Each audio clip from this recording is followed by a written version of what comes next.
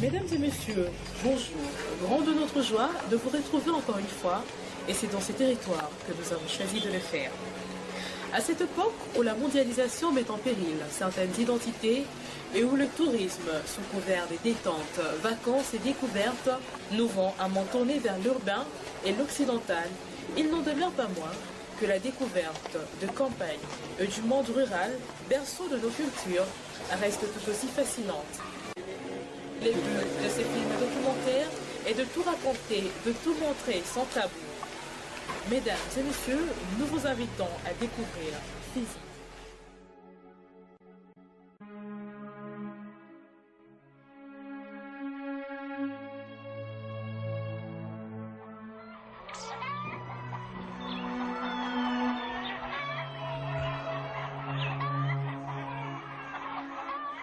Il est 7 heures que depuis longtemps, le soleil s'est levé. Les oiseaux chantent au village. Les pilons montent en cadence dans les mortiers. Les danses traditionnelles, les folkloriques, celles se quittent ici et là.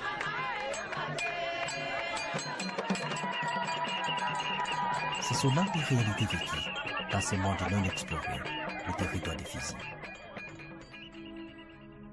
L'un parmi les 8 territoires de la province du Sud Kivu.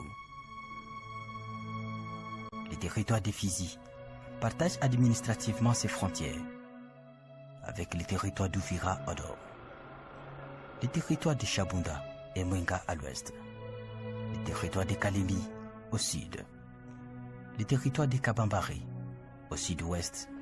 À l'est, Fizi est borné par le lac Tanganyika, au-delà de la presqu'île d'Ubwari. Il est situé à environ 1500 mètres d'altitude moyenne entre les parallèles 3 degrés et 5 degrés de latitude sud et entre les méridiens 27 degrés et 29 degrés de longitude est. Au regard, le territoire de Fizi ressemble beaucoup plus à un fusil mossé dont la gâchette se trouve à la baie de Bourdon. Sa superficie couvre un total de 34 700 km², soit une étendue plus grande que le Rwanda, plus grande que le Burundi, qui a 27 830 km², et même plus vaste que la Belgique, qui a 33 100 km².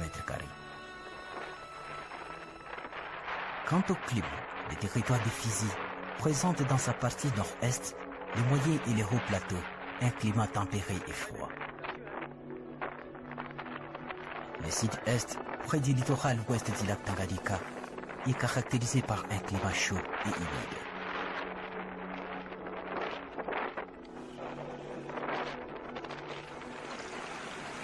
Ce territoire, baigné par une soixantaine de rivières.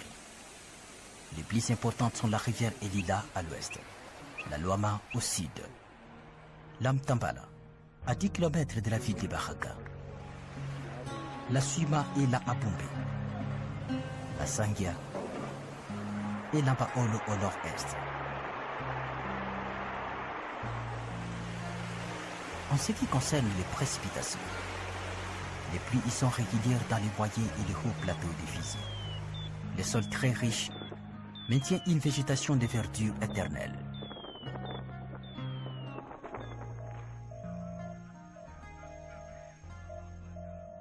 Quand et comment le territoire de Fizi a vu le jour?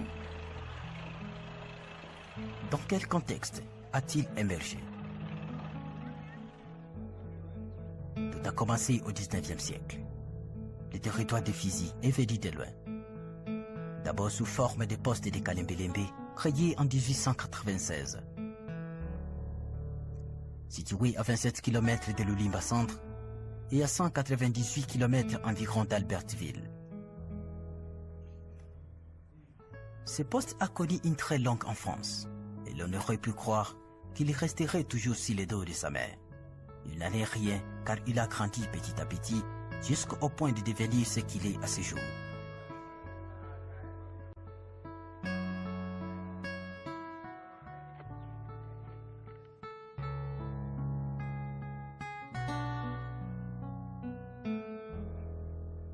Conformément au décret du 15 avril 1926, préconisa la désignation des territoires du Congo belge par les dons des ethnies respectives qui les habitent. Les poste de Kalembe-Lembe était devenu le territoire de Babembe par le décret du 21 octobre 1926, sous la conduite du premier administrateur territorial, M. Beur, avec comme chef-lieu Kalembe-Lembe. 9 ans plus tard, en 1935, le territoire de Babembe, changeant officiellement l'appellation et l'emplacement par le décret du 5 février 1935, est devint le territoire de Fizi, avec comme chef-lieu Fizi. C'est alors que ce nouveau territoire fut placé sous la conduite de M. Albert Willermann. Mais la grande question est de vouloir comprendre pourquoi seulement le chef-lieu a été placé à Fizi et pas à Baraka, à Malinde ou même à Mboko. Quand il s'agit de l'histoire, il peut y avoir des versions différentes. Si aujourd'hui le chef-lieu depuis 1935 est à Fizi Centre, les motifs qui avaient présidé à ce déplacement du chef-lieu de Kalembe-Lembe pour Fizi Centre, c'est entre autres la recherche d'une centralité. Il fallait rapprocher le chef-lieu du centre du territoire pour permettre à ce que les gens qui viennent des différents coins puissent accéder facilement. C'est dans cette hypothèse-là qu'il y avait 3 possibilités. Ils avaient envisagé de mettre le chef-lieu soit à Baraka, soit à Malinde, soit à Fizi Centre. Sur les critères de centralité, ça viendrait vers Malinde ou même Baraka. Mais vous savez que les chefs-lieux du territoire à l'époque coloniale, au chef-lieu, il y avait aussi des infrastructures, notamment un hôpital du territoire, des écoles, mais aussi un système de communication. Or, les administrateurs coloniaux qui étaient des Blancs, ils aimaient beaucoup un climat tempéré, un climat d'altitude où il y a un peu plus de fraîcheur. Et à mon avis, je crois que ce sont les raisons les plus probantes. Rapprocher le chef-lieu vers le centre, mais aussi le souci d'un bon climat d'altitude, un milieu plus élevé, bon pour l'hôpital en termes de santé et climat, mais aussi pour la télécommunication. Mais ce n'est pas tout. À l'exception de ces raisons ayant poussé les colonisateurs de maintenir les chefs-lieux du territoire à Fizi, plusieurs autres spécificités observées sur le plateau expliqueraient mieux le maintien et l'origine du nom de ces territoires. Pour d'autres auteurs, Fizi désigne l'hyène, un mammifère carnivore, lequel était vraisemblablement rare dans toute la région de la jeune Kalembe-Lembe. Ce qui aurait poussé les autochtones à donner au territoire de Babembe le nom de Fizi, c'est lorsqu'une sentinelle réussit à tuer cet animal sur la colline Akianga. Par la suite, le nom de Fizi a été déformé en Fizi par les autorités coloniales. Pour rappel, signalons qu'à cette époque, le territoire de Fizi incluait la collectivité du Tomboué, qui a été ensuite rattaché au territoire de Mwenga en 1948. Qui dit Oubembe fait allusion à Fizi et Itomboué. Itomboué étant donc le berceau du peuple Moubembe.